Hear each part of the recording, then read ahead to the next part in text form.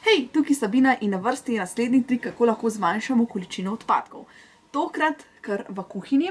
In sicer en res simpel nasvet je, da kupujemo detergente v svoje stekleničke, svoje embalaže, se pravi od tistih embalaž, ki smo že imeli prej.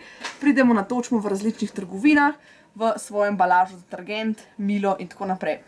Druga, bolj pomembna stvar pa je gobice. Gobice so ena taka stvar, ki spadajo med mešane odpadke in marsikdo tega pač ne ve, da se gobice res dolg razkrajajo. Gobice izgledajo takole, razpadajo tako da na manjše koščke in te majhni koščki se spremenijo v mikroplastiko in posledično gre to v vodo, odtok, kasneje spet naprej in pač v naša telesa. Tako da jaz ti bom danes predstavila eno boljšo varianto in ta varianta, ki jo lahko uporabljaš, raste tukaj v Sloveniji. Imamo celo prvi nasad v Sloveniji.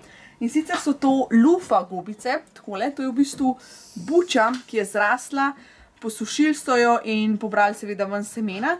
In tukaj pač dejansko lahko uporabljaš za vse, pač za pomivanje posode ali pa za tuširanje, za kopanje. Zdaj ti bom pokazala, kako lahko uporabljaš lufo gobico pri pomivanju posode, kozarcev, pribora, česarkoli. Lufa gobico samo zmočimo, damo gor detergent, lahko je to pač v embalaži, ki jo večkrat napolnimo.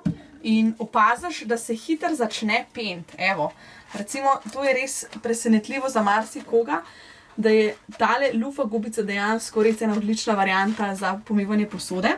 Tako da vzameš kozarc in ga napenaš, podrgneš